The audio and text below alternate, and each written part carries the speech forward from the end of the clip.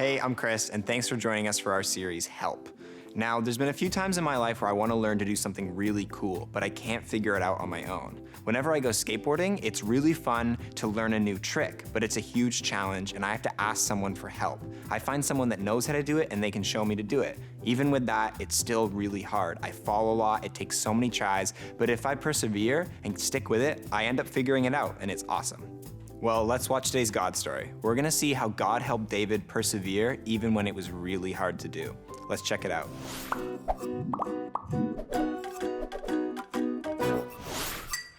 Why is Adam considered the fastest person in the Bible? He came first in the human race. Hey everyone, it's Natasha, and I want to tell you about something that happened a couple months back in my life. So my friend and I were going through a rough patch in our friendship, and we weren't talking as much. We found it really difficult to forgive each other for even the smallest things. Now, it probably would have been easier just to go our separate ways, but we persevered, we prayed to God, but we ended up working everything through, and now we're closer than ever. And that leads me to today's big idea. God helps us to persevere in doing the right thing.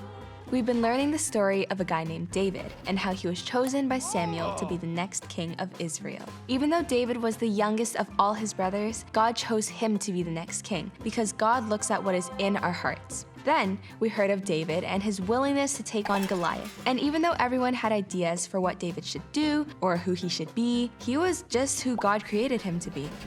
Now remember, David still isn't the king. The king was a man named Saul. Saul had listened to God at first, but then he didn't. In fact, he actually disobeyed God. Saul got to know David because David played the harp to calm Saul down, and then David fought Goliath. So Saul, as promised, allowed David to marry his daughter, and David became best friends with Saul's son, Jonathan. So now David is Saul's son-in-law. He's in the family, but Saul just really didn't like David. David was better than Saul at everything, and Saul grew in dislike for David. In fact, Saul threw a spear at David while David played the harp for Saul. Saul even sent David out to fight with the others in hopes that David would be killed. In 1 Samuel 18 verse 29, we're even told, as long as Saul lived, he remained David's enemy. His enemy? Ouch! But David kept doing well in all the things he attempted, and he became even better liked by everyone else. God was with him, but Saul still hated him. David had the opportunity to kill Saul, but he didn't. David actually treated Saul with great kindness.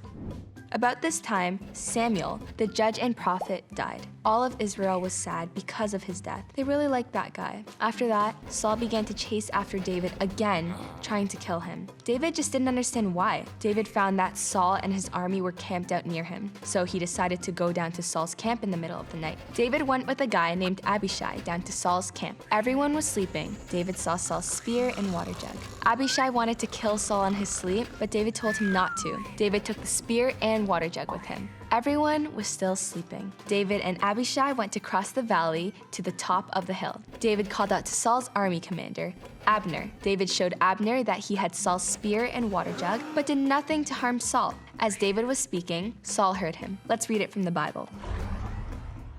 Then Saul said, I have sinned. My son David, come back. Today, you thought my life was very special, so I won't try to harm you again. I've really acted like a foolish person. I've made a huge mistake. Here's your spear, David answered. Send one of your young men over to get it. The Lord rewards everyone for doing what is right and being faithful. He handed you over to me today, but I wouldn't harm you. You are the Lord's anointed king. Today, I thought your life had great value. In the same way, may the Lord think of my life as having great value. May he save me from all trouble. Then Saul said to David, May the Lord bless you, David, my son. You will do great things. You will also have great success. So David went on his way, and Saul returned home.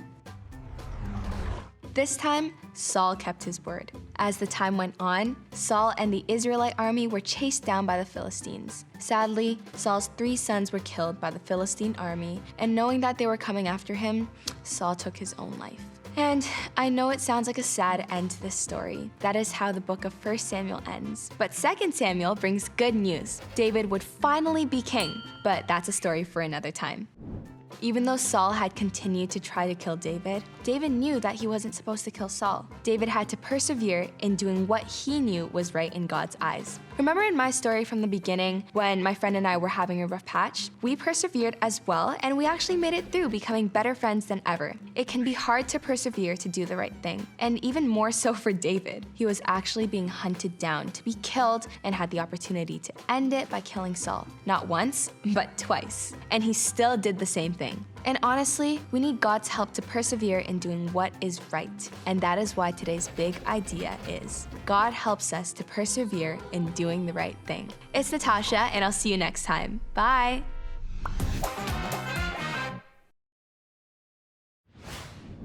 So David chose to do the right thing, and because of that, Saul backed off and didn't try to kill him. But remember, in our own lives, even if we choose to do the right thing, things don't always go super smooth for us. We asked a few friends what they think the right thing to do is for a few different situations. Let's check it out. What would you do? You're having friends over. You made a mess. What would you do? Clean it up?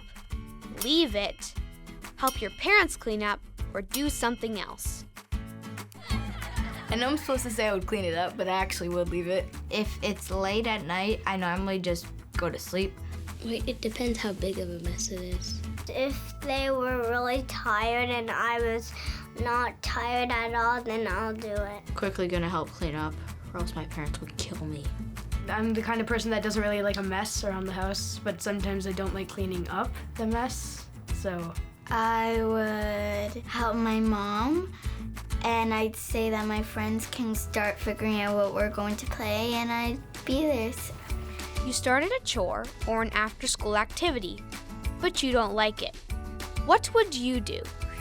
Give up, see it through, or do something else? So sometimes I want to clean my room, but the next minute I don't want to clean my room, but I just stick to it and do it. I would work through it and just go. Well, if it's just starting, I'd probably finish the first term and then stop. I would tell my parents first that I didn't enjoy it, and I would tell them that I would work harder to pay it off because I didn't like it. It wasn't worth the money, so I would pay it off. You see a lonely kid at school. What would you do? Ignore the kid? Play with the kid and dump your friends? Or do something else?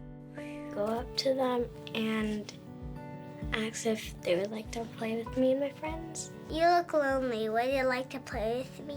Sometimes I'll go and check and see if he wants to play. That's not always my favorite thing to do because I just like playing with my friends. I would go and ask, do you want to join my game, and do you want to play with my friends? I would ask the kid if she wanted to be my friend. Have you ever stuck to something even when it was hard? Oh, homework, riding my bike when I was little. I just started. Well, we did cross country, and the teacher made us run 4 laps every day. Sometimes I would start an activity, I was gonna do a scavenger hunt for my brother and sister. I stuck to that. How can Jesus help us persevere in doing the right thing? Well, he can help you focus, and you can always remember that there's going to be someone to help you persevere, that you don't have to do things alone. I normally pray to him every night when my mom leaves my room. I would pray and then maybe he would make it easier for me. I just ask for his help, and then I feel that I have more confidence that I can finish whatever I'm doing. He could give me a sign to say, Kimora, you should be doing this. There would be a notice somewhere saying, we need someone to help us do this. And I'm like, oh, okay, I can do that. He reminds us it will be worth it in the end. Well, it looks like all of our friends have a really good understanding of what it means to do the right thing. And what stood out to me here is that it's obvious that they know God helps them make those right decisions. So let's get into our small groups now and see what this looks like in our own lives.